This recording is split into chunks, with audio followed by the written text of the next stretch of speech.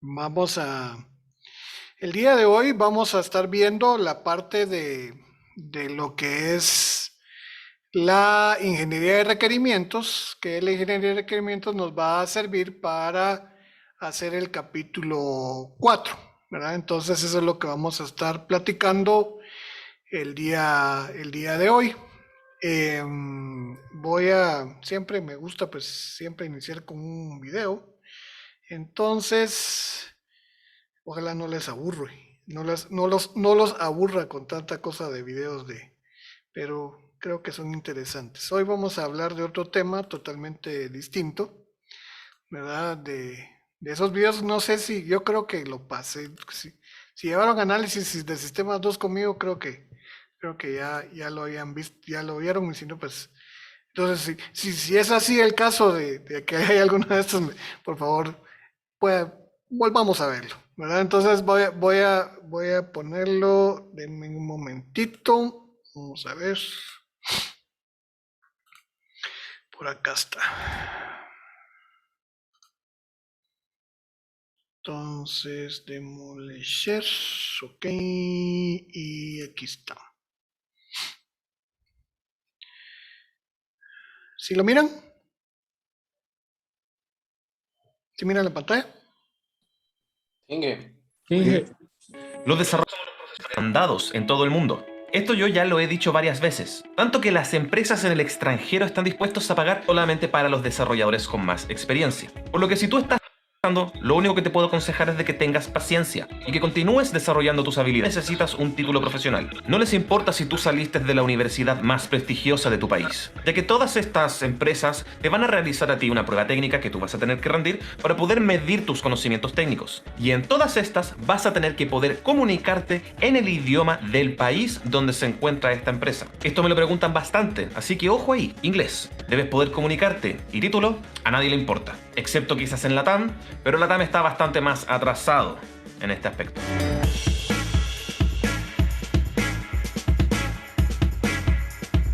La demanda es tan alta que me hizo pensar cuáles son los desarrolladores mejores pagados en todo el mundo. Y esto por supuesto que es muy difícil de saber, ya que no todos los desarrolladores están publicando sus sueldos. Pero sí tenemos un ranking mundial de cuáles son los países que más le pagan a los profesionales. ¿Les doy una pista? No es Nueva Zelanda. Y les doy otra pista. No aparece ningún país de Latinoamérica en este ranking. Todas las cifras que nosotros vamos a ver hoy en día en este video son en dólares estadounidenses.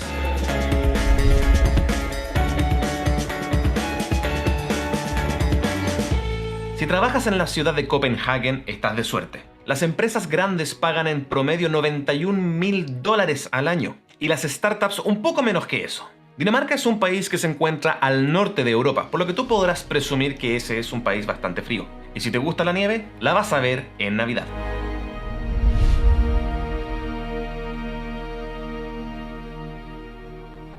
Otro país muy frío, pero también muy lindo. Si vives en Vancouver o Toronto, el sueldo promedio es de $96.000. Además, está mencionarte que este fue también uno de los países que yo tomé en cuenta antes de yo migrar a Nueva Zelanda.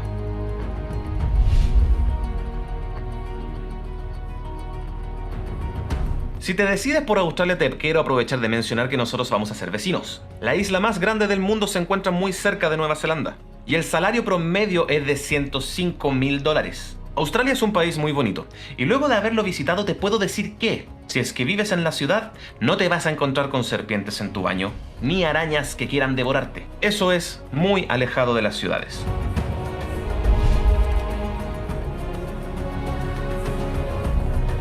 Este a mí me sorprendió. En Tel Aviv hay mucha demanda por desarrolladores. Y la demanda es de empresas grandes como Google, Amazon, Facebook, HP y muchas startups. Israel hoy en día es un nicho tecnológico muy importante. Y el salario promedio es de $134.000 al año.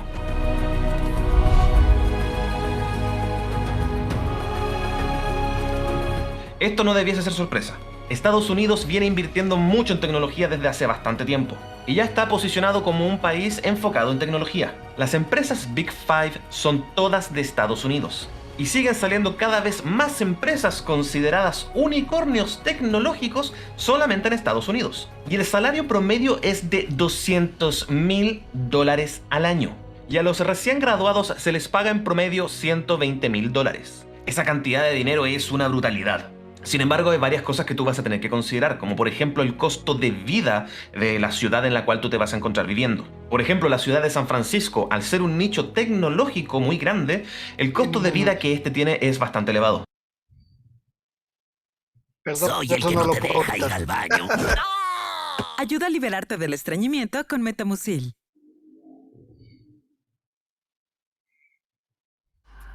Nuevo Pantene Bambú. Nutre y crece. Y Tu pelo varios fuerte anuncios, me tomo. y lleno de vida. Bastante elevado. Lo mismo que la ciudad de Nueva York. Hasta ahora hemos visto un listado de los países donde los desarrolladores son los más caros en todo el mundo. Pero aún no hemos hablado del desarrollador más caro de todo el mundo. Esto a ciencia cierta es muy difícil de saberlo, ya que los desarrolladores no andamos ventilando nuestros sueldos así porque sí, y menos en internet y a todo el mundo. Aunque hay uno que su compra sí podría ser considerada una de las más caras de todo el mundo. Estoy hablándoles de Anders Hellsberg, el creador de C#. Anders nació el 2 de diciembre de 1960 en la ciudad de Copenhagen, en Dinamarca. Estudió ingeniería eléctrica en la Universidad Técnica de Dinamarca y su actual ocupación es programador y arquitecto de sistemas. Él es muy conocido a nivel mundial por su trabajo en Turbo Pascal, Delphi, C# y también en TypeScript.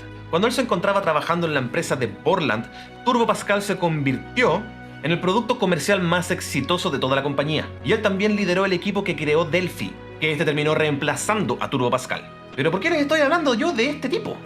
Ya lo van a ver. En 1996, Anders dejó la empresa de Borland para unirse a Microsoft. Microsoft le hizo una oferta muy difícil de rechazar, de $500.000 por el simple hecho de firma de contrato. Pero luego Microsoft se vio obligado a doblar esta oferta a $1 millón, ya que la empresa de Borland, al enterarse de esta oferta que le había hecho Microsoft, le disparó, por supuesto, con una contraoferta a Anders. Así es, una firma de contrato de $1 millón. Anders ha ganado muchos premios por su trabajo a lo largo del tiempo, por lo que podríamos considerar perfectamente de que Anders es uno de los desarrolladores más influyentes de nuestra época. Y por supuesto que es todo un honor ya el simple hecho de poder compartir la misma época que Anders. ¿Qué? ¿Pensaste que iba a ser yo? ¡Ja! ¡Obvio que no! Pero sí puedo aprovechar de contarles sobre otros desarrolladores que están ganando muchísima pasta hoy en día. Las empresas que más le pagan a sus desarrolladores, por supuesto que no es raro pensar que son las Big Five: Amazon, Google, Apple, Facebook y Microsoft. Anders se encuentra trabajando actualmente en Microsoft como Lead Architect. Dependiendo de la empresa en la cual tú te encuentres trabajando, estos roles y también nombres van a ir cambiando un poco, pero finalmente la función que se tiene que cumplir es relativamente similar. Más adelante, en otro video, vamos a ver las distintas ramas por las cuales tú puedes optar cuando te estás yendo por el desarrollo de software, pero eso lo vamos a dejar para más adelante. Por ahora, piensa en lo siguiente. El Principal Engineer es el rol más alto al cual tú puedes optar antes de pasar a ser director en la empresa. El Principal Engineer, por lo general, tiene un conocimiento absoluto de todo el código fuente en el cual se está trabajando. Y también tiene un conocimiento bastante amplio sobre los patrones y los estándares que está siguiendo la empresa. Ahora, justo debajo del Principal Engineer se encuentra el Staff Engineer, y también es el paso siguiente por el cual opta el desarrollador de software, pensando en el siguiente nivel que tiene un desarrollador de software senior. El desarrollador de software senior, justamente después de este viene el Staff Engineer. Y según el sitio web Glassdoor, que es un portal donde los desarrolladores de todo el mundo pueden colocar el sueldo que ellos están recibiendo, indica que un Staff Engineer en Facebook gana entre 230 y 270 mil dólares al año. Dólares americanos, por supuesto. Sin embargo, esto no es ni comparable con lo que gana el desarrollador que más gana en todo el mundo, por lo menos el que yo conozco. Este desarrollador recibe un sueldo de 10 millones de dólares al año. Y ni siquiera se los paga una empresa, se los paga una fundación.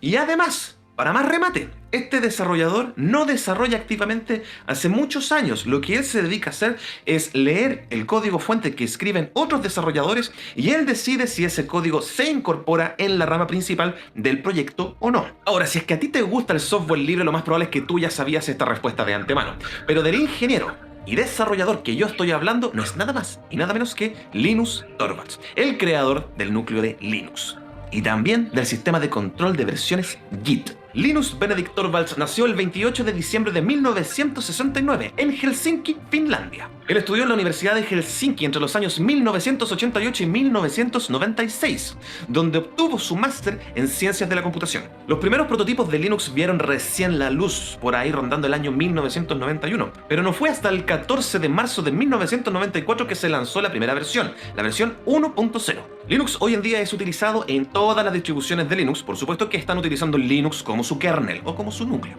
También es utilizado por Chrome OS y, redoble de tambores, los teléfonos con sistema operativo Android. Más del 85% de los teléfonos a nivel mundial están utilizando Android como su sistema operativo. Y más del 98% de los servidores que se encuentran en todo Internet también se encuentran utilizando Linux. Hoy en día Linux tiene el mercado tomado en prácticamente todo aspecto. Por lo que no es raro pensar que su creador, Linus Torvalds, sea uno de los desarrolladores mejor pagados en todo el mundo. Sin embargo, esto no quiere decir que él sea el desarrollador mejor pagado en todo el mundo. Perfectamente podría existir otro que nosotros aún no conocemos. Pero con este video ya te estás haciendo más o menos una idea de hasta cuánto puedes llegar tú si es que ingresas al mundo de poquito más. Y este fue el video de esta semana, chicos. Si es que les gustó, Bueno, vamos a ver. Démosle stop a esto. ¿Qué les pareció?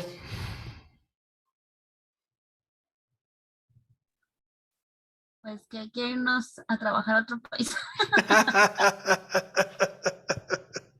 Sí, ¿verdad?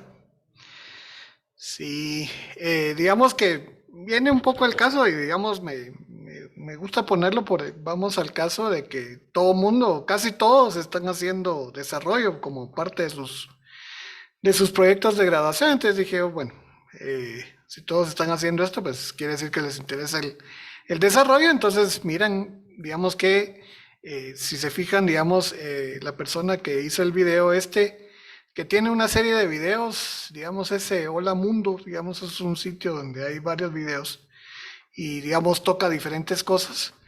Y él es un programador chileno que se fue a vivir a Nueva Zelanda, ¿verdad? Precisamente buscando nuevas alternativas, ¿verdad? Entonces, pues básicamente digamos que este video en particular pues habla, digamos, de cuánto o más o menos cuánto dinero pues pagan, digamos, por las labores de desarrollo de software en otros países. Digamos, obviamente estos son los países que más pagan. Él no escogió ninguno de los 5, sino se fue a Nueva Zelanda, a otro lugar.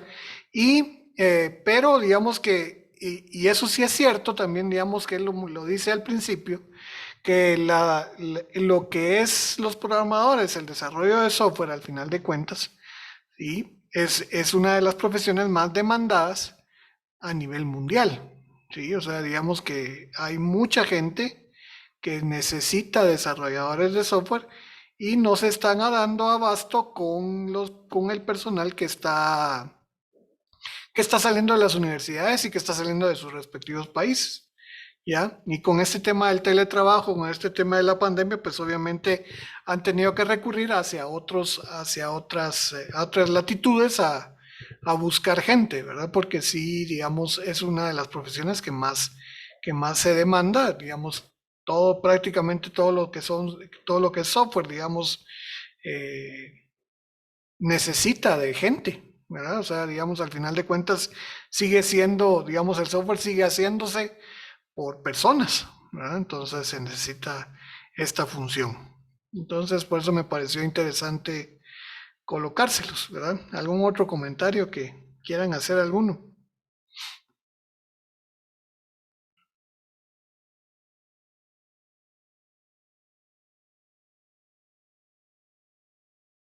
Nadie.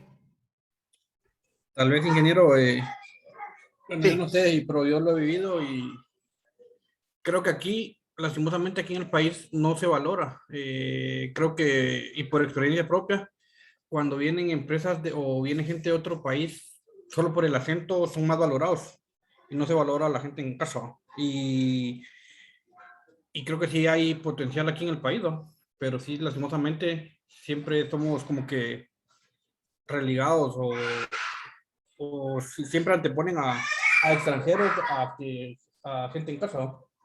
Sí, eso, digamos, es un tema que...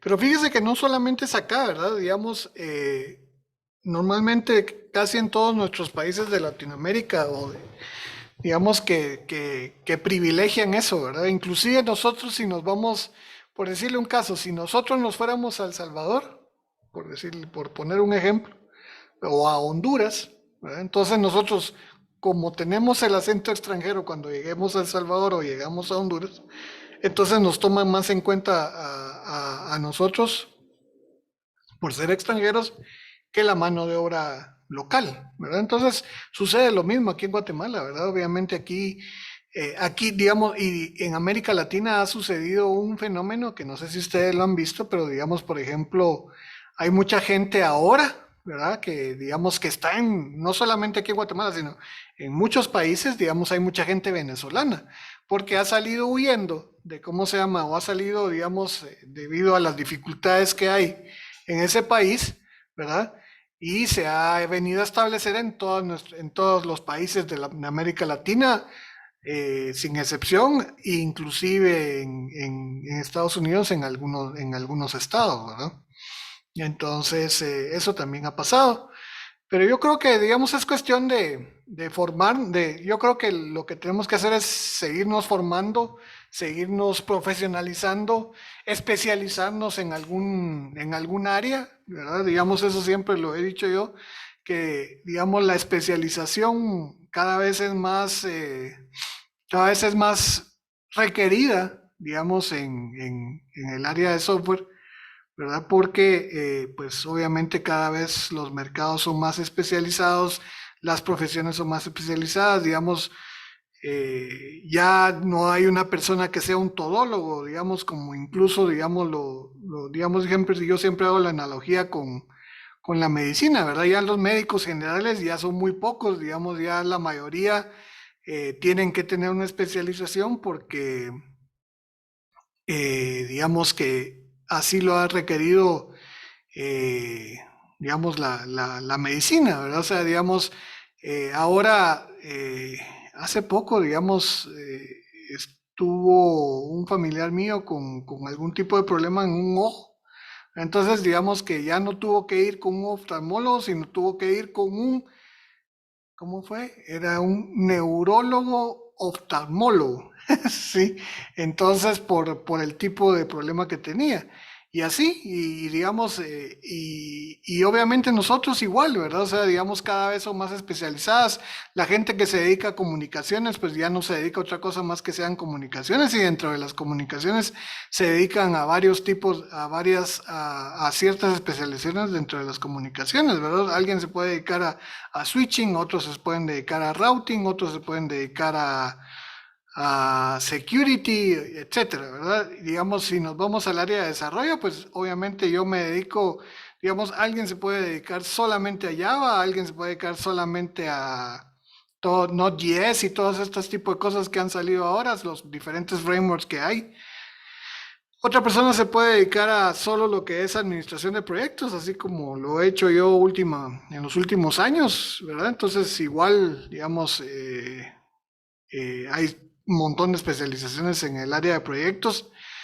Alguien puede dedicarse a, qué sé yo, a animación, ¿verdad? Y es otro mundo totalmente distinto y así, ¿verdad? O sea, digamos que yo creo que eso es ¿cómo se llama esto? Va a, ¿cómo se llama? A ir, digamos que eso es lo que tiene que ir pasando, ¿verdad? A profesionalizarse y a especializarse y con eso lograr una buena posición, ¿verdad? Dice, pregunta, así, en algunos, no sé si he visto cuando alguien está buscando trabajo y quiere que sepa como 10 lenguajes, latín, llamar a los muertos, de todo. Y con 10 años de experiencia, o sea, yo no sé por qué hay trabajos que piden a ese nivel y, ¿qué? Con $1,000 de entrada base o a $1,200. Se lo reitero porque fíjese que un compañero mío abrió un negocio y quería hacer su programa y todo eso. Consultó aquí en Guatemala Ujú, y la gente de aquí Guatemala comenzó a decirle y le daba tiempos muy bárbaros. Entonces se encontró un freelance de Colombia que le hizo el ujú. proyecto en un mes y le cobró casi que $500 y aquí le estaban cobrando casi que 3,000 a $5,000. Sí, hay de todo, ¿verdad? O sea, digamos aquí, digamos, digamos, esto de de nuestras empresas que piden, digamos, todos este tipo de certificaciones y cuestiones de requisitos y por sueldos bastante bajos, digamos, es mucho porque, digamos, nuestro mercado, digamos, tiene mucha oferta, ¿verdad? Y poca demanda. O sea, ¿qué quiere decir esto? Que hay muchas personas que están desempleadas o muchas personas que están, digamos, en otros empleos, ¿verdad?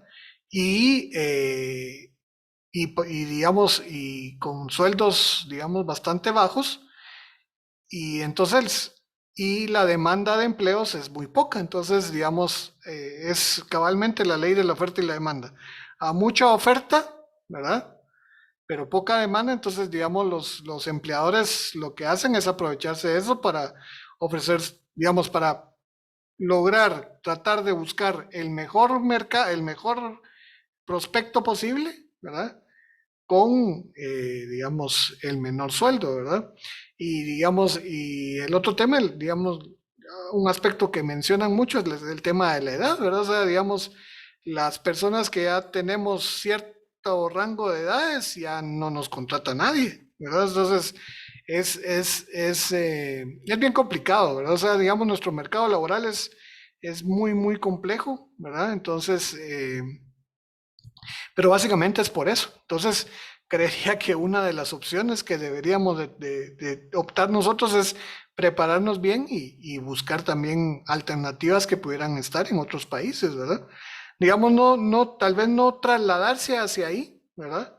Pero sí, digamos, ahora con el tema de comunicaciones, pues buscar, digamos, estar remoto, ¿verdad? Digamos, desde varios países, que varias personas lo hacen, ¿verdad? O sea, digamos, varias personas hoy por hoy así están trabajando, ¿verdad? O sea, digamos, no sé si alguno de ustedes está en esa situación, pero digamos, hay muchas empresas en Estados Unidos y a nivel mundial que lo que están haciendo ahora es contratar gente de fuera, digamos, trabajando en remoto, ¿verdad?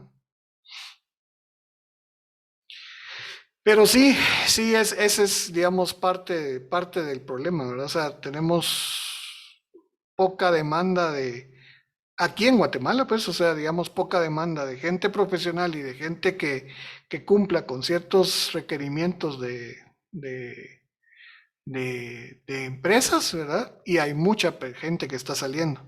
Hay mucha gente que tiene necesidad y que entonces, digamos, de eso se aprovecha, de eso se aprovecha las empresas, ¿verdad? Ahí sí que hay mucha tela que cortar ahí, pero digamos, por eso les quería poner este video para decirles, miren, no solamente está Guatemala, no solamente estamos, digamos, no solamente aquí se puede trabajar, sino pueden trabajar en varios lados, ¿verdad? Y abrirles un poco la visión de eso. Bueno, entonces ahora sí, ya habiendo hecho este comercial largo, ¿verdad? Vamos a trabajar entonces ahora sobre la parte de la ingeniería de requerimientos. Voy a volver a irme hacia el portal. Creo que le voy a quitar este chequecito. Ok, ahí estamos, ¿verdad? Bueno, lo que les voy a copiar acá es el enlace de la asistencia para que se anoten. Espero que sea el correcto. Yo creo que sí, pero bueno, vamos a ver dónde está esto acá.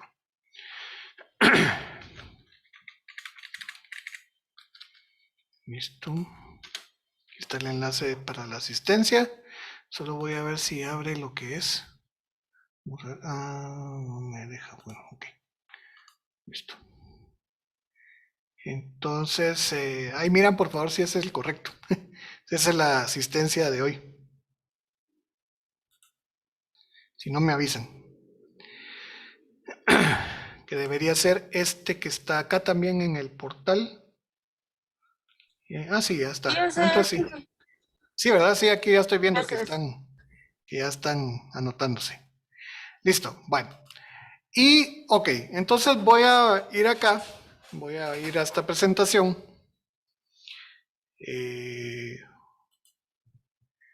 Ok, listo. Y nos vamos a ir a ver la ingeniería de requerimientos. Voy a darle un poquito de zoom a esto, un poquito más grande. Listo. Entonces, ingeniería de requerimientos dice: el optimismo es un riesgo laboral de la programación. O sea, nosotros como programadores normalmente somos muy optimistas, ¿verdad? Pero cuando nos dan la retroalimentación es el tratamiento a ese optimismo, o sea, nos bajan a la realidad de las cosas, ¿verdad? Eso lo dijo un programador que se llama Ken Beck, ¿verdad? Entonces, viene siempre al caso de lo que hemos venido, de lo que hemos estado trabajando. Bueno, entonces, ¿qué vamos a hacer ahorita? O sea, ¿qué nos toca en este momento? O digamos, ¿qué nos toca documentar? Porque digamos, como les he venido diciendo, o bueno, les dije la semana pasada, creo yo, ¿verdad? Es importante que ustedes vayan avanzando en sus soluciones, ¿verdad? De sus proyectos de graduación, porque si no, no les va a dar tiempo para, digamos, terminarlo en el tiempo en el que se requiere, que básicamente creería yo que a inicios de octubre debería ya estar terminado y debería ya estar tratando de implementarse para que el mes de octubre sea para recopilar resultados con base en lo que ustedes están haciendo. Entonces eso quiere decir que ya no tenemos casi que nada de tiempo, lo que tenemos es 1 mes y medio para que ustedes completen eso, ¿verdad? Entonces nosotros lo que vamos a ir tratando de hacer ahorita es documentar, digamos, todo eso que ustedes están haciendo, ¿verdad? Entonces, una de las partes que tienen que documentarse es la parte de cómo determinaron ustedes o cómo llegaron ustedes a determinar sus requerimientos, ¿verdad? Y vamos a partir del hecho de qué es un requerimiento, ¿verdad? Entonces, pues básicamente si lo enfocamos al área de software, ¿verdad? O sea, al área de la solución que ustedes estén haciendo, ¿verdad? En los diferentes ramos en los que están, pues básicamente es una descripción de lo que el sistema o de lo que la solución que ustedes proponen va a hacer, ¿verdad? O sea, lo que va a ofrecer y las restricciones que se van a tener dentro de su operación, ¿verdad? Y lo más importante es que todos estos requerimientos o todas estas solicitudes como tal provienen de clientes o provienen de usuarios que son los que, pues son al final de cuentas, los que proveen la información y los que nos dan, digamos, la materia prima para nosotros poder convertirlo en un software, ¿verdad? O no en un software necesariamente, pero digamos que en una solución de acuerdo a lo que ustedes están haciendo o lo que ustedes van a hacer. Y tenemos dos tipos de requerimientos, básicamente, ¿verdad? O sea, básicamente tenemos los requerimientos que son funcionales y los requerimientos que son no funcionales, ¿verdad? Siempre en un software o en una solución como tal de, ¿cómo se llama?, de un producto, ¿sí? Es que, digamos, obviamente yo pienso en software porque casi todos están haciendo software, pero no necesariamente es para software, esto es para cualquier cosa que ustedes estén tratando de implementar, ¿verdad? Entonces, digamos, hay dos tipos de requerimientos. Los tipos de requerimientos que son los funcionales y los no funcionales. Los funcionales son los que atañen directamente, son características que son directamente, que cumplen con lo que el usuario me está solicitando, ¿verdad?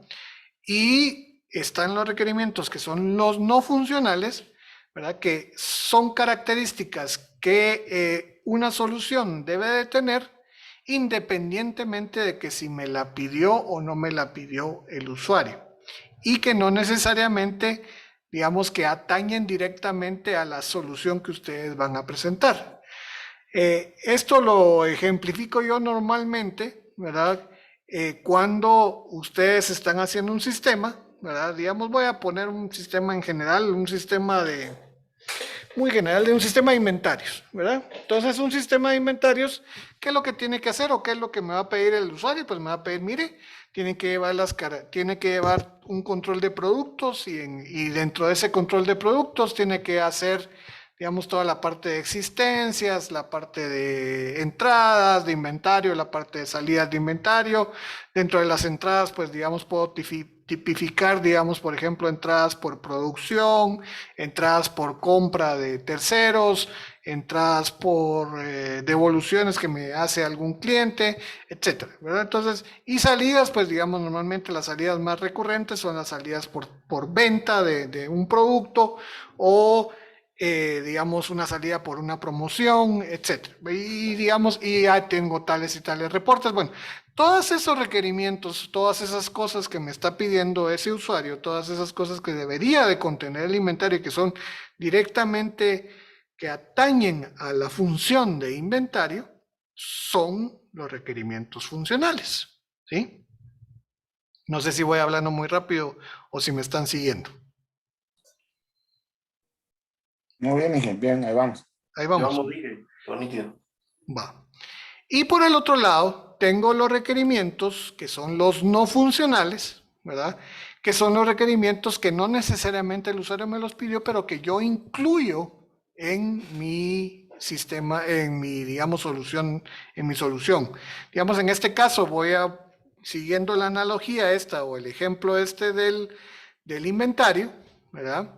Digamos, algo que no me pide el usuario, pero que yo normalmente incluyo como parte de esa solución, son en la parte de los usuarios, ¿verdad? Y de los roles de los usuarios, ¿verdad? O sea, digamos, normalmente, digamos, voy a ponerle al software para que sea seguro, le voy a poner un login, le voy a poner, digamos, un tipo de usuario administrador, un tipo de usuario digamos, que solo puede hacer consultas y un tipo de usuario que puede solamente operar, por ejemplo, ¿verdad? Entonces, todo eso, digamos, no me lo pidió el usuario, ¿verdad? No me lo está pidiendo él, pero yo lo estoy incluyendo como característica, tal vez no una característica de lo que tiene que cumplir ese sistema de inventario, pero que es importante para efectos de ir controlando accesos, ir controlando seguridad, ir controlando quién tiene, digamos, quién hace tal operación, ¿verdad? Entonces, eso es un ejemplo de un requerimiento que es no funcional, ¿verdad? Y aquí lanzo yo una pregunta. ¿Cuáles serán más importantes, los requerimientos funcionales o los requerimientos no funcionales?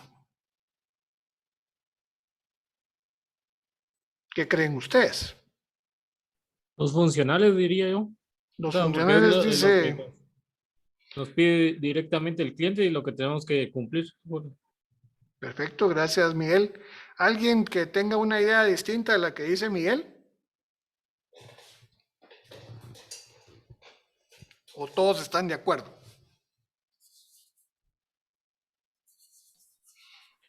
Miguel, los no funcionales serían como el plus, ¿va? Sí, o sea, los no funcionales, lo que pasa es que son cosas que tiene que tener el sistema, ¿verdad? Aunque el usuario no lo pida, pero porque nos sirven a nosotros, digamos, normalmente los que estamos, digamos, del lado de quien está elaborando una solución, ¿verdad? Como tal. Y digamos, y entonces, si todos estamos de acuerdo en que los requerimientos funcionales son más importantes que los no funcionales, ¿verdad? Entonces, qué bueno, ¿verdad? Pero, y también, por favor, entonces háganlo así en lo que ustedes vayan a presentar, ¿verdad? Porque normalmente, y saco a colación el tema de esto, de la seguridad, ¿verdad? Porque normalmente cuando ustedes hacen sus soluciones, digamos, y eso no viene de ahorita, sino viene desde hace rato, ¿verdad? Siempre ponen como que una de las características non plus ultra y las características de sus soluciones es, digamos, el módulo de usuarios y que tiene login, ¿verdad? Y realmente eso es un requerimiento que sí o sí lo tienen que tener porque no es, y ya es no funcional. Y no me cumplen, o sea, digamos, cumplen con esa parte, pero no me cumplen o no cumplen con los requerimientos funcionales, ¿verdad? El software funciona nítido, toda la parte de la seguridad y la parte de los usuarios y la parte de acceso. Ok, bueno, entonces muéstrenme, voy a volver otra vez al ejemplo del sistema de inventarios. Y yo le digo, bueno, entonces muéstrenme los reportes que el sistema de inventarios tiene que tener. Ah, no, eso sí no lo pude hacer, ¿verdad? O sea, entonces ahí es donde tenemos esa disyuntiva, ¿verdad? Entonces, por eso les hacía la pregunta. Entonces, ¿cuáles son más importantes, los funcionales o los no funcionales? Tiene que ser los funcionales. O sea, los funcionales, lo que el sistema tiene que hacer, porque es lo que el sistema me está pidiendo, ¿verdad? Bueno. Vamos entonces, digamos, ya estando de acuerdo con eso, entonces vamos a ver qué es la ingeniería en sí de requerimientos, ¿verdad? Entonces, lo que nos dice por ahí, esta diapositiva nos dice que son todas aquellas técnicas y todas aquellas herramientas y todas aquellas cosas, ¿verdad? Que nos llevan a nosotros a entender los requerimientos, a entender lo que quiere el usuario, ¿verdad? Desde la perspectiva del proceso de software, y creo que todo el mundo estamos haciendo software en X o Y ramo o rama, ¿verdad? Porque digamos, si alguien me está haciendo un sistema bajo domótica, pues obviamente también tiene software ahí metido, ¿verdad? Tal vez está metido dentro de los diferentes circuitos, pero está siendo ahí metido, ¿verdad? Entonces, uno de los aspectos más importantes es el entender los requerimientos, entender qué es lo que se necesita. Porque entendiendo qué es lo que yo necesito, entonces yo ya puedo establecer esa actividad de modelado, ¿verdad? Y se entabla una relación de comunicación, como bien dice ahí, dentro de los diferentes actores para poder yo entender y poder interpretar qué es lo que se necesita. ¿Para qué? Para que entonces yo lo adapte a esas 4 P's que están ahí mencionadas dentro de lo que es un proceso de requerimientos, que son esas 4 dimensiones: el proceso como tal, el proyecto que estoy haciendo, el producto que voy a entregar y las personas que van a estar involucradas. O sea, esas 4 P's son importantes y todas esas 4 P's se interrelacionan para poder llegar a entender esos requerimientos y poder plasmarlo después en la siguiente fase, que va a ser el diseño de la solución con base en estos requerimientos que estamos nosotros tomando ahorita, ¿verdad? Entonces, digamos, a eso nos referimos con ingeniería de requerimientos. Toda esa gama de técnicas que yo puedo llegar a tener y esa gama de herramientas que voy a tener para poder entender primero, ¿verdad?, qué es lo que se necesita para después plasmarlo y determinarlo para que eso el cliente diga, bueno, sí, eso es lo que yo necesito, y por lo tanto entonces ya después se pasa a una fase siguiente, que es la fase de diseñarlo o arquitectarlo, o como ustedes le quieran llamar, ¿verdad? Entonces, a eso se refiere la ingeniería de requerimientos. ¿Dudas o comentarios? ¿Algunos? ¿No? ¿O todo está, o soy siempre tan claro como siempre?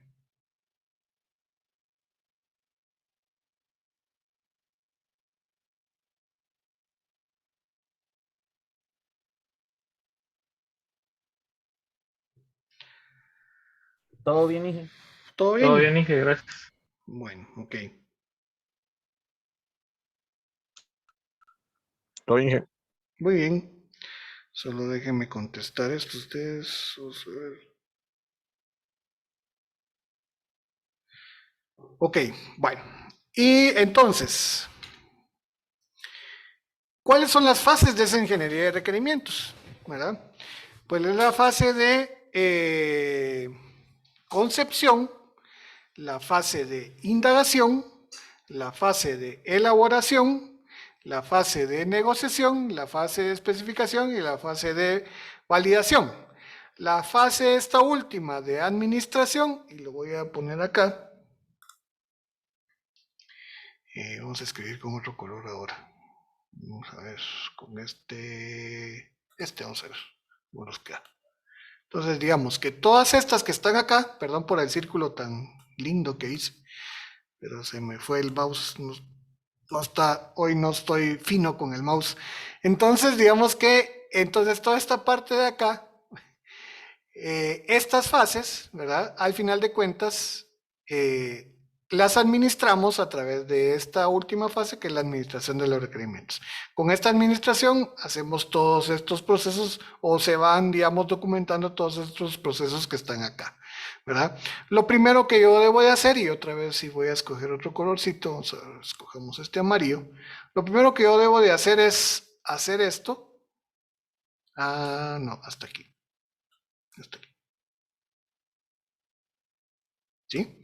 Digamos, tengo que hacer todas estas, voy a poner hasta líneas para que no se me... para que esté mejor así. Entonces, digamos, primero lo que debo de hacer es esta parte, ¿verdad? Que esto tiene que ver con, cabalmente, conceptualizarlo, o sea, ver dónde nacen esos requerimientos, indagar si hay alguna otra fuente que tal vez alguien no me haya dicho, elaborarlos, ¿verdad? Y negociarlos para luego, digamos, todo esto es determinar, digamos aquí en la primera parte, vamos a ver el contexto, la primera parte de acá es determinar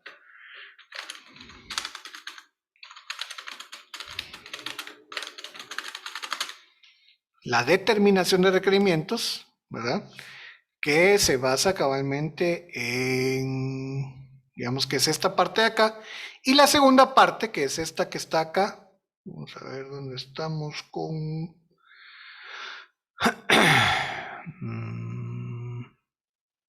el drawing se me perdió. Bueno, la segunda parte que sería esta parte de acá, se me olvidó ponerla en otro color, bueno, que es esta parte de acá, y esto sería la segunda parte, que es cabalmente, como bien su nombre lo indica ahí, que es la especificación de requerimientos, ¿no? ¿Sí? Entonces, digamos que ahí, digamos, ya con base en esto que está acá, con base en toda esta parte que está acá, digamos, conceptualizándolos, indagando dónde está la información, elaborando cada vez, interpretando qué es lo que necesitaba el usuario y negociando con ellos por si hay alguna cosa que, digamos, negociar como parte de las características de ese sistema de información. Entonces, digamos, ahí determino mis requerimientos. Y una vez determinados mis requerimientos, entonces después procedo a especificarlos, digamos, como bien dice aquí, su fase de validación, de especificación como tal, ¿verdad? Y validándolo después para ver si lo que yo hice o lo que yo determiné como requerimientos realmente es lo que se necesita, ¿verdad? Entonces, eso es la parte de los requerimientos. Dos fases importantes, determinarlos y luego especificarlos. En la parte de, vamos a borrar todo esto, vamos a quitar esto y nos vamos para la siguiente. En la fase de concepción e indagación, ¿qué es lo que tengo que hacer? Pues obviamente aquí tengo las formas de determinar los requerimientos, que es a través de entrevistas, a través de encuestas, a través de cuestionarios, a través de observación de procesos, a través de revisión de registros o a través de opinión de expertos. O sea, y esto, si ustedes se van acá y, digamos, me vuelvo aquí en el material de aprendizaje, aquí hay, digamos, dos presentaciones adicionales, que esas no las vamos a ver acá, pero que están ahí, ¿verdad? Donde, digamos, una habla sobre entrevistas y cuestionarios y básicamente, ¿verdad? Y la otra que es la segunda parte de esto que habla sobre observación del proceso y sobre, voy a volver acá, y sobre revisión de registros, ¿verdad? Entonces, estas presentaciones están como complemento para que ustedes las tomen en cuenta, ¿verdad? A la hora de estar haciendo su fase o su capítulo 4, que es el que vamos a estar, digamos, haciendo ahorita, ¿verdad? O el que estamos, digamos, ahorita conceptualizando, para que ustedes lo tengan, ¿verdad? Y con base en esto, determinen los requerimientos. O sea, esta es la fase de concepción e indagación que va a ser para efectos de determinar mis requerimientos, ¿verdad? O sea, digamos, ahí es donde los determino. Para luego después pasar a la fase de especificación, ¿verdad? Que es, digamos, elaborarlos, negociarlos, especificarlos como tal y validarlos, ¿verdad? Aquí, digamos, hay un ejemplo de cómo deberían de ser. Digamos, aquí no lo vamos a hacer tan detallado, ¿verdad? Pero, digamos, debería de tener básicamente esta forma, ¿verdad? ¿Sí? Digamos, donde lo que al final de cuentas va a tomarse en cuenta, donde la parte importante es cabalmente las características en sí del sistema que voy a tener o de la solución que voy a estar implementando, ¿verdad? Y aquí, digamos, yo los puedo especificar de diferentes formas, ¿verdad? O sea, digamos aquí, si ustedes se fijan acá, digamos, el modelo del análisis es el paso de transición entre la que dijo el usuario y ya después la arquitectura. Aquí yo hago un modelo que es cabalmente esa especificación. Esa especificación la puedo hacer de diferentes formas, como ustedes miran aquí del lado derecho, ¿verdad? Y digamos, como todo mundo o la mayoría de ustedes está haciendo software, ¿verdad? Entonces, digamos, normalmente se basan en una metodología de desarrollo, ¿verdad? Entonces, digamos, si ustedes y la especificación de requerimientos está asociado a las técnicas y herramientas que utiliza esa metodología que ustedes van a utilizar, ¿verdad?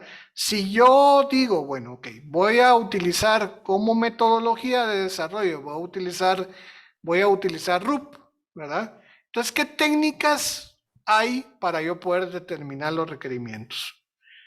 ¿Cuáles podrían ser esas técnicas? Digamos, los que van a utilizar RUP.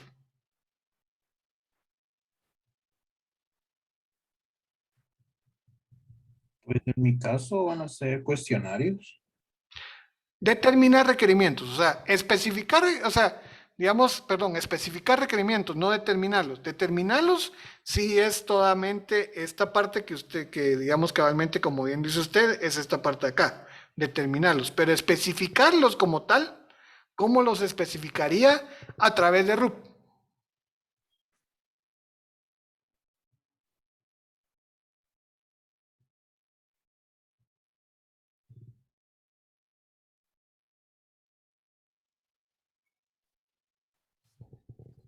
Ingeniero, una consulta, ahí podría ser como los casos de uso.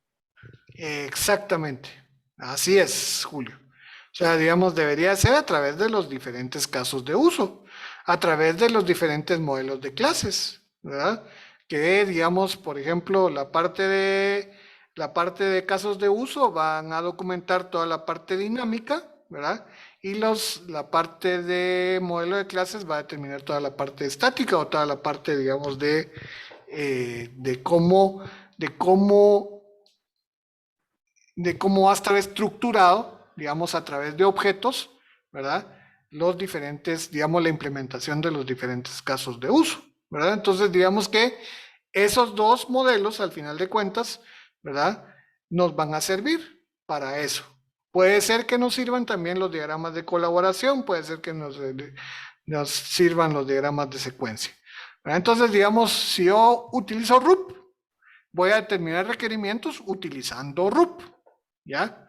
Ahora voy hacia, por ejemplo, hacia Scrum, ¿verdad?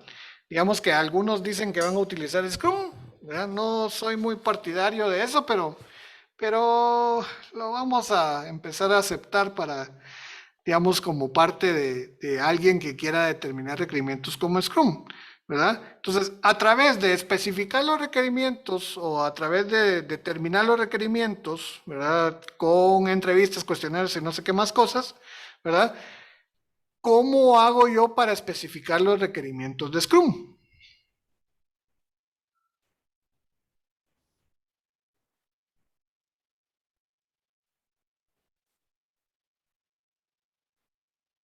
¿Alguien? Sergio es el máster ahí en Scrum. ¿Cómo? Sergio es el máster ahí en Scrum.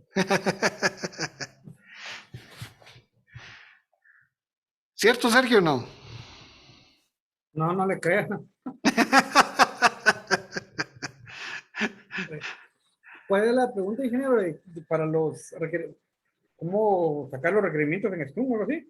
O sea, digamos que yo determino requerimientos a través de entrevistas, cuestionarios y no sé qué. ¿Y cómo los especifico para que puedan después, digamos, cómo especifico esos requerimientos? ¿Bajo qué técnica? Es que ahí se hace es que en el Scrum todo es por medio de reuniones cortas y al final el requerimiento obtenido por digamos, el jefe del proyecto, por así decirlo, lo lleva al foro con todo el equipo y ahí se le hace una ponderación para ver digamos, el tamaño, la dificultad que tiene. Solo recordando que en Scrum lo máximo que puede tardar un requerimiento son 7 días, ¿no? Entonces así es como yo los trabajé, como los vimos. Sí, pero digamos que todo eso se basa en lo que se denomina la técnica de las historias de usuario. ¿Sí? Entonces, digamos que primero lo que tengo que hacer es determinar cuáles son todas esas historias de usuario. Después, una vez usted tenga las historias de usuario, entonces empieza a hacer todo este proceso cabalmente de organizar todas esas historias de usuario digamos, en sprints, ¿verdad? ¿Sí? Esos sprints cabalmente, entonces ya viene usted y dice, bueno, voy a agarrar la historia del usuario 1, 5, 8 y 20, ¿verdad? Entonces uso esas, la 1, 5, la 8 y la 20, la pongo digamos, a discusión del equipo de ver cuánto me va a tardar para implementar cada una de esas historias, ¿verdad? De tal manera de que miro si, digamos, con la 1, 5, 8 y 20 lleno un sprint, que ese sprint puede ser que dure hasta 30 días, ¿verdad? Porque es lo máximo que puede durar un sprint, ¿verdad? Entonces ya vengo y digo, bueno, ok, si yo ya tengo eso, entonces ya empiezo a hacer toda la parte de la arquitectura y el tiempo que me va a tardar en implementar esas historias de usuario. Pero la materia prima, que es la especificación de requerimientos, es las historias de usuario. O sea que lo que ustedes tendrían que documentar utilizando Scrum en sus proyectos debería ser historias de usuario, ¿ya? Ahora me voy, digamos, a alguien, porque algunos de ustedes también van a trabajar, o digamos, de lo que me recuerdo ahorita, están trabajando con análisis, digamos, el modelo de cascada. Hay algunos que dijeron que iban a utilizar el modelo de cascada. Bueno, está bien, es válido, ¿verdad? Y entonces, para los que utilizan el modelo de cascada, ¿cuál sería, digamos, basado también en que la determinación de requerimientos la hice a través de entrevistas, cuestionarios, etcétera, ¿verdad? Entonces, ¿a través de qué técnicas o a través de qué herramientas voy a especificar esos requerimientos de usuario?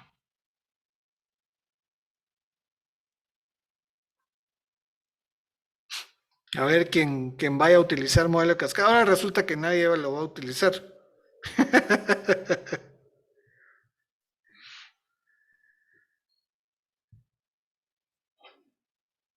Ninguno. Pues yo pienso que también historias de usuario, tareas, no sé cómo podríamos especificar, porque sí he estado indagando en la web si encontrara ejemplos, pero sí, no, casi que no. No, pero si cualquier libro de ingeniería de software que usted consulte, ahí está. O sea, digamos, ahí sí que, o cualquier libro de análisis y diseño de sistemas, digamos, usted puede consultar Zen, puede consultar Kendall y Kendall de análisis y diseño, puede utilizar ingeniería de software de Prellman. En todos, digamos, está el modelo de cascada. Y el modelo de cascada se basa en análisis estructurado. El análisis estructurado tiene como herramientas o como técnicas, ¿verdad?, lo que se denominan los diagramas de flujo de datos, que no son los diagramas de flujo, son diagramas de flujo de datos, ¿sí? Y utiliza dos técnicas bien definidas, el diccionario de flujo, los diagramas de flujo de datos y la herramienta que documenta todo eso, que es el diccionario de datos. En base en esas dos cosas es como usted documenta sus requerimientos. Entonces, ¿y el diagrama de flujo de datos cómo se conforma? Pues entonces primero tiene que hacer, digamos, un diagrama de nivel 0 o diagrama de contexto donde pone un círculo grande, donde ahí está donde es el sistema que usted va a hacer con sus entradas y sus salidas principales. Luego de eso viene y hace un diagrama de nivel 1, ¿verdad? Y ese diagrama de nivel 1 tiene diferentes procesos, ¿verdad? Tiene diferentes entradas y salidas y tiene diferentes entidades externas, perdón, y tiene diferentes, diferentes almacenamientos, ¿verdad? Y eso lo puede hacer bajo la simbología de Gainan Sarson o lo puede hacer bajo la simbología de Jordan, ¿verdad? Que son los dos autores que hicieron, digamos, la simbología. Cada uno de ellos al final de cuentas es lo mismo, solo que tienen simbología distinta, tienen unas pequeñas diferencias entre uno y otro. Digamos, por ejemplo, Gainan Sarson utiliza rectangulitos para hacer los procesos, Jordan utiliza círculos, pero al final de cuentas son procesos, ¿verdad? Las entidades externas en las dos simbologías es lo mismo. Los almacenamientos en Jordan creo que son dos líneas paralelas nada más, y adentro el nombre del almacenamiento. En Gainan Sarson tiene un cuadradito entre las dos líneas paralelas. O sea, por eso leo lo mismo, ¿verdad? Pero al final de cuentas son dos simbologías que son las simbologías aceptadas por esta técnica, ¿verdad? Entonces, esa es la técnica que tienen que utilizar, ¿verdad? Porque digamos, y ahí vuelvo un poco al tema, o vuelvo un poco ¿cómo se llama esto? A la importancia que tiene el marco teórico. O sea, yo tengo que saber de la metodología que voy a utilizar. ¿Y cómo hago para saber de la metodología que voy a utilizar? En base a la literatura que yo consulté y que me dice que si yo utilizo modelo de cascada, pues entonces para hacer modelo de cascada me baso en dos cosas. Me baso en análisis estructurado y me baso en diseño estructurado. Si yo me baso en análisis estructurado, ¿qué herramientas tengo que utilizar? Las que yo le dije ahorita, diagrama de flujo de datos y diccionario de datos. Si me voy al diseño estructurado, pues hago análisis de transformaciones o análisis de transacciones, o sea, cualquiera de las dos. Entonces, eso es la importancia del marco teórico. Si yo utilizo Scrum, pues obviamente tengo que tener la teoría en la cual yo me voy a basar para poder implementar esto. Ahorita ya estoy en la implementación, pero todo eso se basa en una teoría. Todo eso se basa en técnicas que yo tengo que saber, que yo tengo que conocer. Entonces, he ahí la importancia del marco teórico. Y la importancia del marco teórico se basa en ¿qué? En las variables que yo haya definido, según lo que vimos la semana pasada, ¿verdad? Entonces, todo tiene relación, todo tiene relación. O sea, lo que estamos aterrizando aquí hoy, ¿verdad? Es la consecuencia de todos los pasos previos que hemos dado, ¿ya? Entonces, por eso es que es importante cabalmente el que ustedes, digamos, el marco teórico no es poner solo teoría porque sí, ¿sí? O sea, no es ese el sentido. Sí, el sentido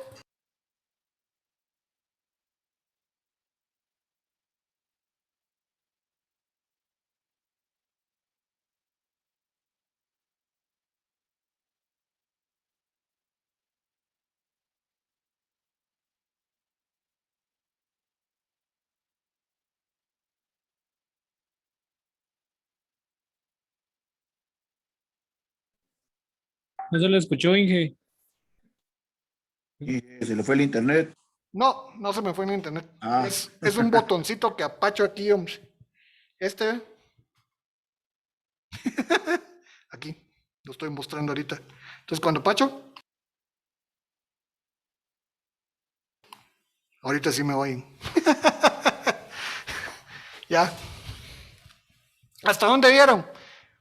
Nada. Desde el inicio. Desde el principio de la clase. No, pues les mencionaba la importancia del marco teórico, ¿verdad? Eso creo que sí lo escucharon, ¿verdad? O sea, digamos que es importantísimo. Digamos, el marco teórico no es solo poner teoría porque sí, ¿verdad? Sino que es realmente que tenga sentido, porque todo eso, o sea, cabalmente ahorita lo que vamos a estar haciendo nosotros, ¿verdad? O sea, cabalmente toda esta parte de especificar requerimientos, hacer el diseño y todas esas cuestiones, se basan cabalmente en el que nosotros tengamos la teoría que se pueda aplicar ahorita, ¿verdad?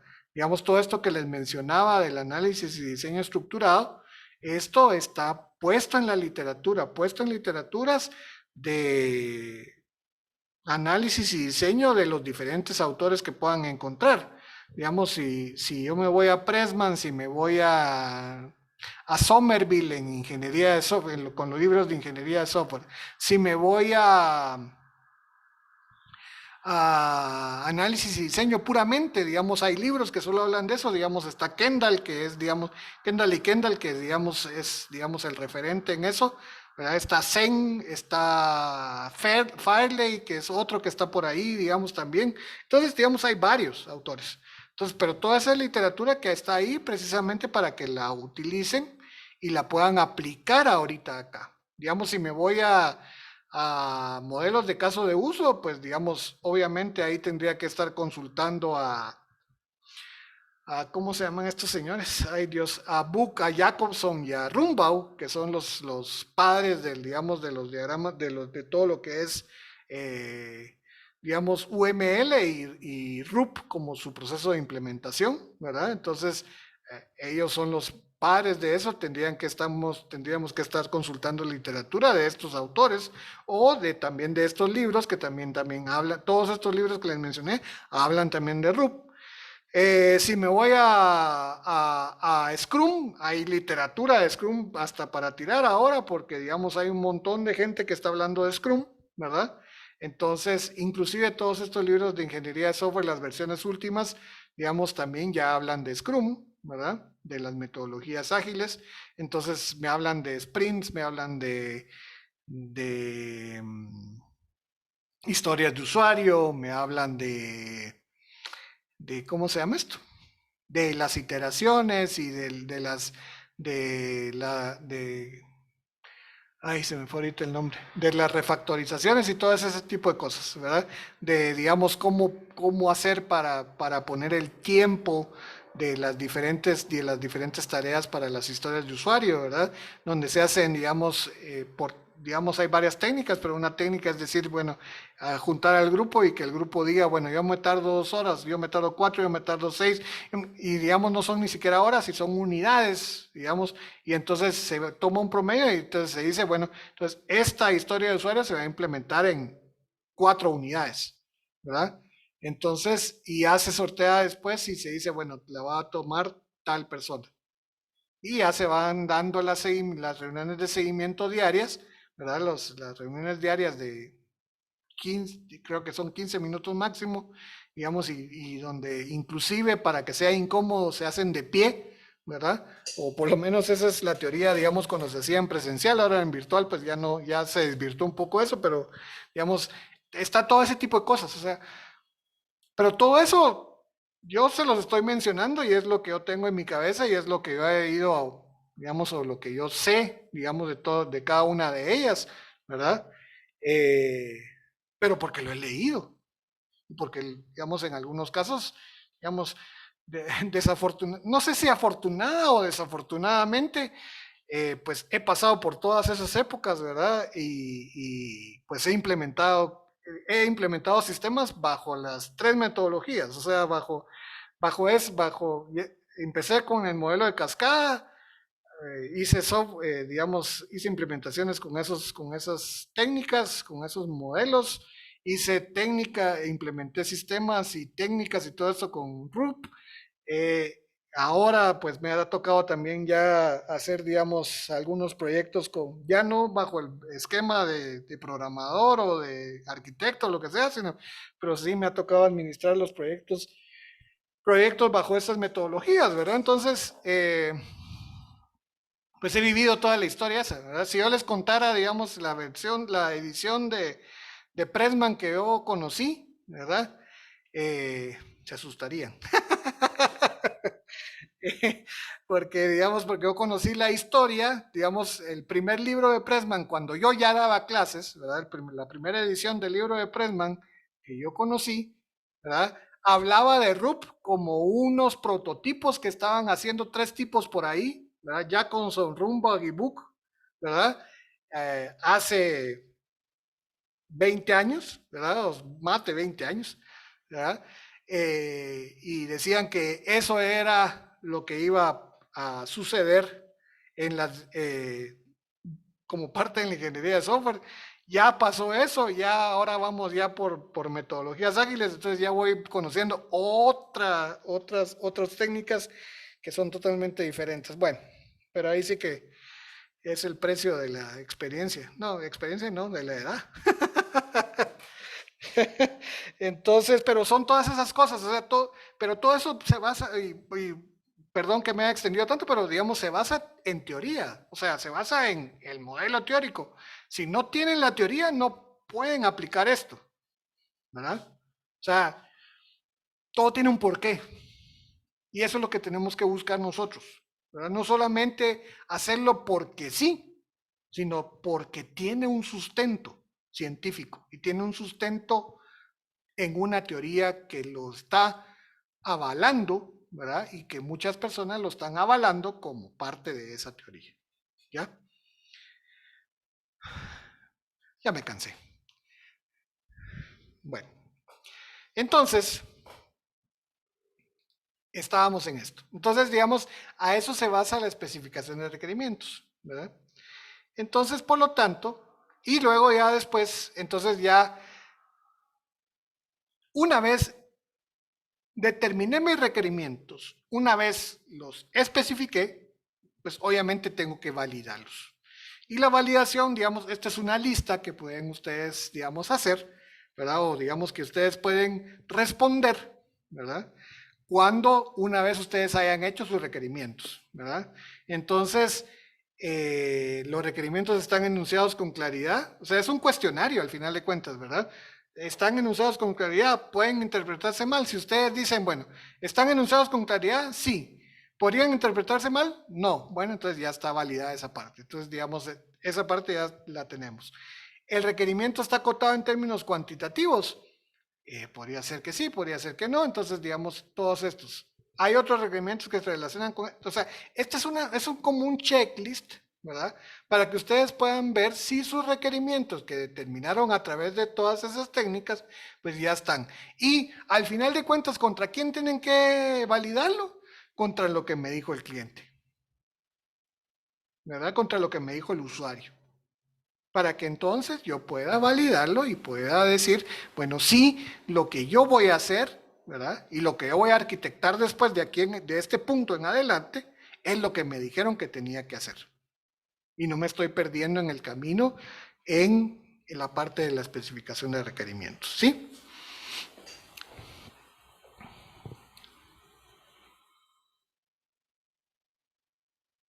Se quedaron muy callados ustedes.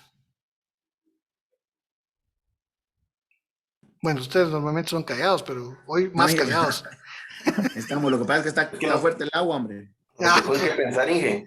¿Ah? Nos dejó en qué pensarle. ¿Ah, sí? Sí. ¿Por qué? Porque supongo una consulta, si al cliente se le ocurre algo más, o sea, como que alguna cosita extra, ahí no compartirán pues la alegación, ¿verdad?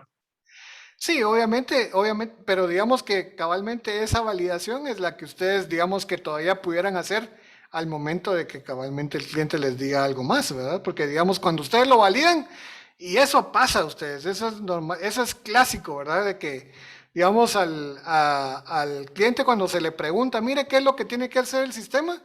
Apenas lo dice, ¿verdad?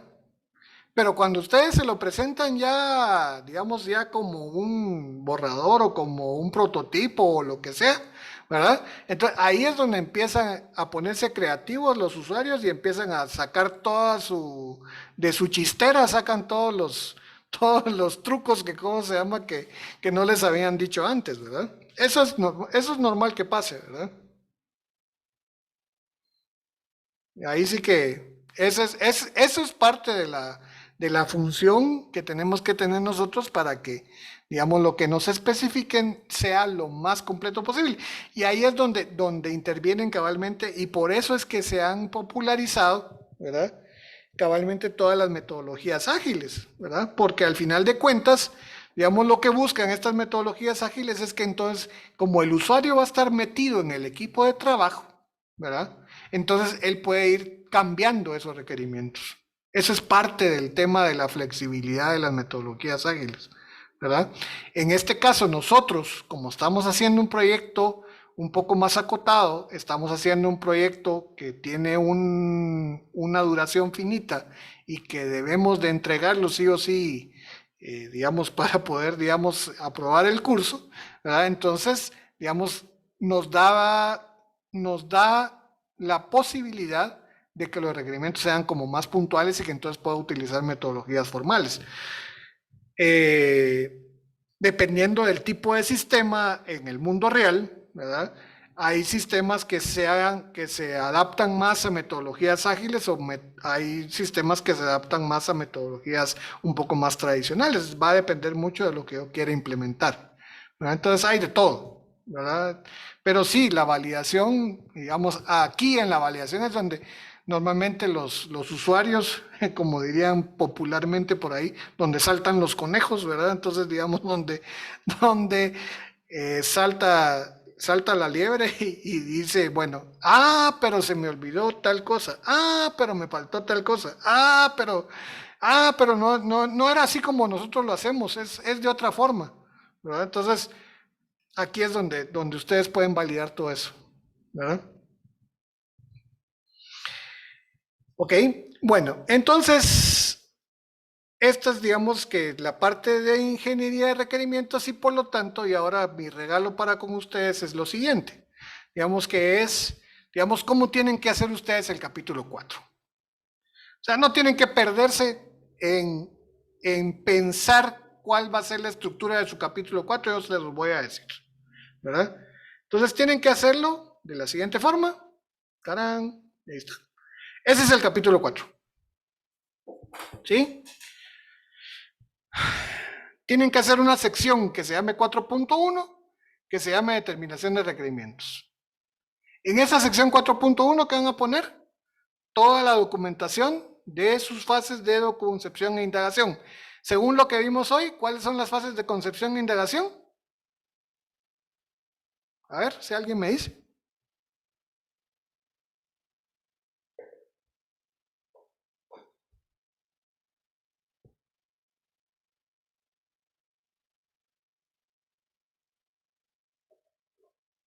Solo uno, ¿verdad?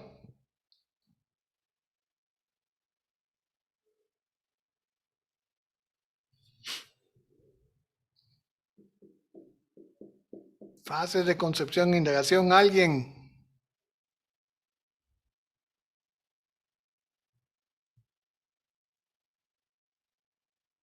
Pues, ingeniero, no fueron ahorita lo que se platicó de encuestas y esas cuestiones. Exactamente, Julio. Encuestas, entrevistas, cuestionarios, ¿qué? Observación de registros, todo ese tipo de cosas son cabalmente la parte de determinación de requerimientos y es lo que van a ustedes a documentar en su sección 4.1 de su capítulo 4. ¿Ya? En la sección 4.2 me van a especificar sus requerimientos, que es el documento de especificación con sus correspondientes diagramas. ¿Cuáles son los diagramas que van a utilizar? Los que utilicen o los que sean para para la metodología que van a utilizar. Si me dicen que van a utilizar RUP, pues toda la documentación relacionada con RUP. Si me dicen que va a ser Scrum, pues toda la documentación referente a Scrum. Si va a ser programación extrema, pues toda la documentación referente con programación extrema. Hay alguien que me dijo que iba a ser modelo en espiral, pues toda la documentación referente con modelo en espiral. Si va a ser modelo en cascada, pues toda la documentación referente a la especificación de requerimientos basada en modelo de cascada. ¿Ya? Entonces, 4.1, determinación de requerimientos. 4.2, especificación de requerimientos. Y 4.3, que casi todo mundo lo tiene que tener, ¿verdad? Yo creo que todos lo tendríamos que tener, que es la parte de los datos, ¿verdad? O sea, digamos, aquí, en esta parte de requerimientos, estoy especificando procesos. Y esos procesos están asociados o están, digamos, asociados a datos. Entonces, ustedes van a hacer el análisis de los datos. O sea, y me van a hacer única y exclusivamente, ¿verdad?, el modelo entidad-relación, ¿sí? Que es diferente a lo que ustedes tienen ya como esquema de tablas, porque el esquema de tablas es el modelo físico de datos. Entonces, ustedes me tienen que hacer primero el modelo entidad-relación, que es el que se presenta en la fase de análisis. En la fase de diseño, o en la fase de especificación, digamos ya cuando estén arquitectando el sistema, ahí sí me van a hacer el modelo físico de datos, porque ahí me lo tienen que implementar, porque ahí tienen que mostrarme qué tablas son. Pero ahorita solo me tienen que hacer el modelo entidad-relación. Normalmente lo confunden. Normalmente me ponen como, aquí ya me ponen el esquema de tablas y aquí todavía no quiero el esquema de tablas. Quiero el modelo entidad-relación. Si quieren saber la diferencia entre modelo entidad-relación y modelo físico de datos, pueden irse al libro de base de datos de CJDate y ahí está la diferencia entre un modelo entidad-relación y un modelo físico de datos. Entonces, digamos, son dos cosas distintas. Ahorita aquí en esta parte de análisis, como estamos solamente yéndonos a la ingeniería de requerimientos, solo necesitamos la parte del modelo entidad-relación.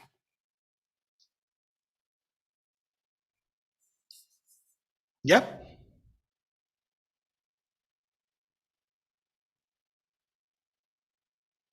Sí, ingeniero, gracias. Sí, ingeniero. Entonces, nada, eso lo del modelo de recopilación de información por la domótica. Entonces, el modelo de especificación de requerimientos sigue siendo el mismo. Ahí no, perdón, de la determinación de requerimientos. Ahí no cambia. La especificación de requerimientos ahí es donde pudiera cambiar, pero entonces ahí tiene que basarse en un modelo eléctrico o modelo experimental de cómo va a implementarlo. ¿Verdad?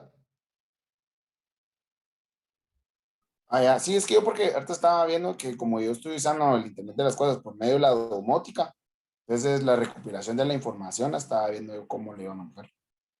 Sí, pues, entonces aquí está. O sea, digamos, ahí, digamos, usted tiene que hacerlo bajo esas dos formas. O sea, aquí está el esquema, ¿verdad? O sea, determinación, especificación y los datos, que también tiene datos, ¿verdad? Al final de cuentas, ¿verdad? Sí, sí.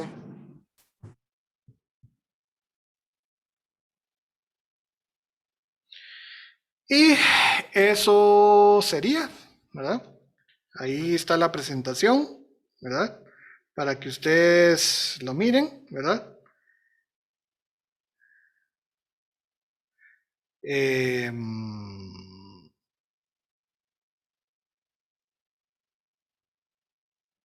Entonces, vamos a terminar la clase del día de hoy, ¿verdad? Si no hay dudas.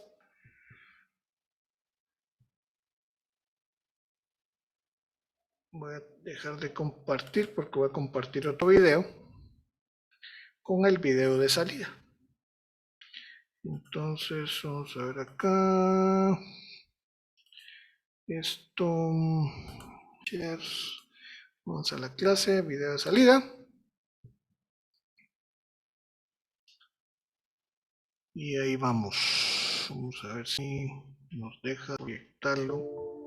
Yo pasé toda mi vida asustado, temiendo a lo que podría pasar, lo que pasaría o lo que no pasaría. 50 años viví así. Me despertaba siempre a las 3 de la mañana. Pero ¿sabes qué? Desde que me diagnosticaron, yo duermo bien.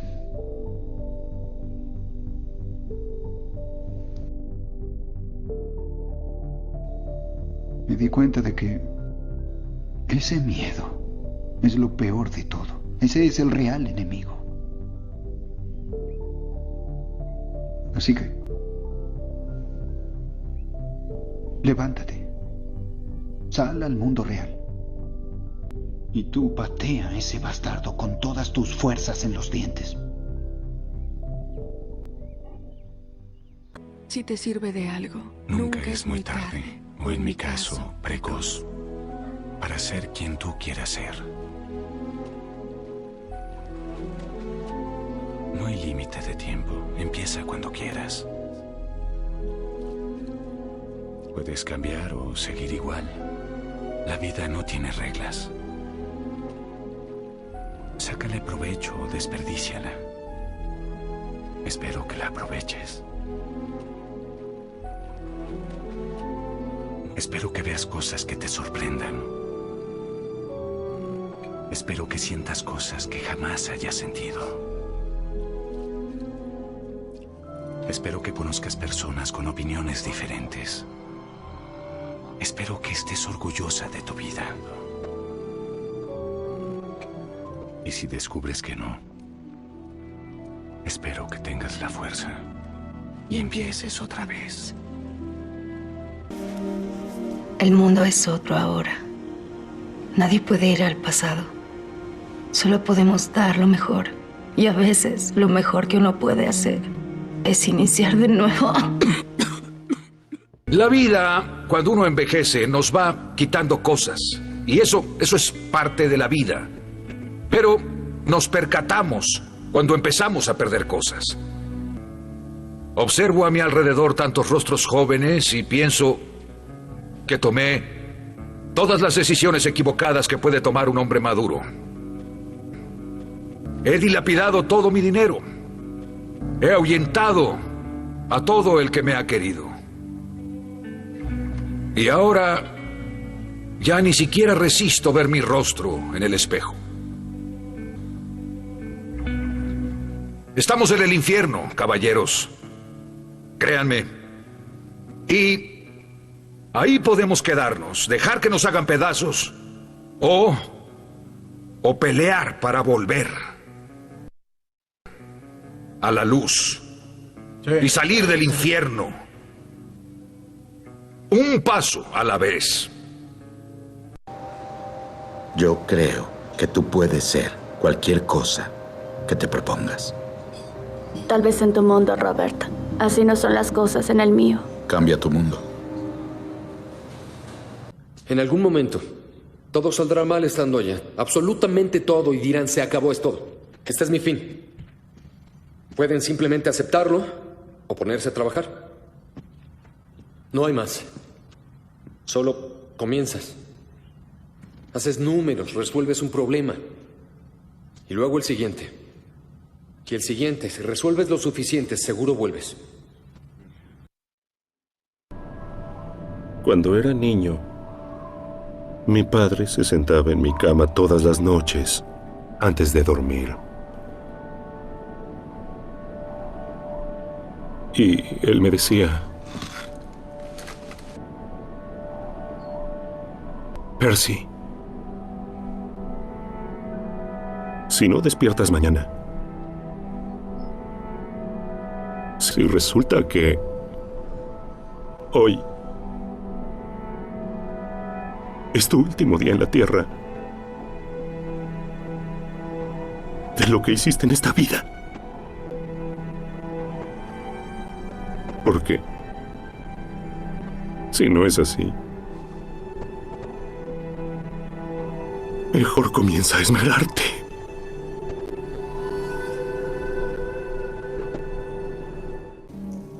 ¿Tienes miedo? Por supuesto. He visto la muerte de cerca. Conduzco una ambulancia en la ciudad. Conducía una ambulancia. Eso ya se terminó. ¿Sabes quiénes sobreviven, Rey? ¿Quiénes no mueren antes de llegar al hospital?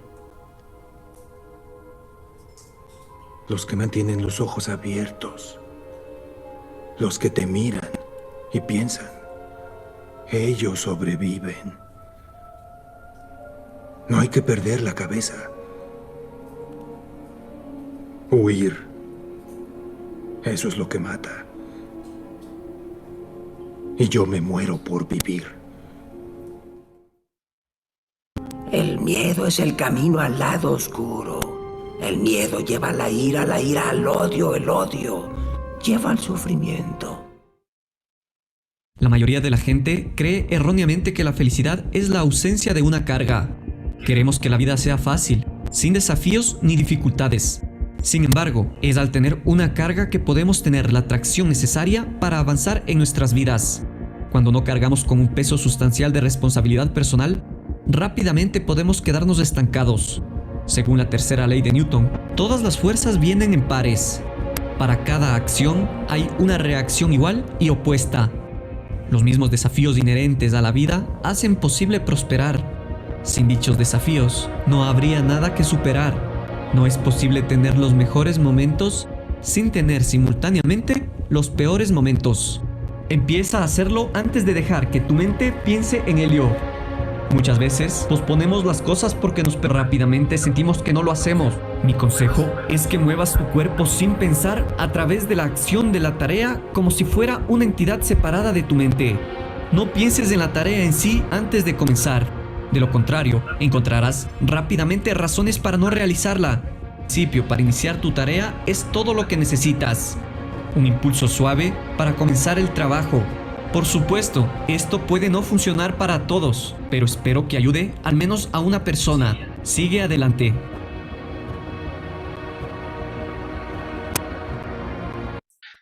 Entonces les dejo esta reflexión como último punto del día de hoy. Espero que no haya hablado mucho y no los haya aburrido. El día miércoles vamos a trabajar cabalmente en este capítulo 4, entonces por favor venir preparados con todo lo que tengan que hacer para ese capítulo. Entonces, sin más ni más, pues les deseo una feliz noche y que estén bien. Feliz noche.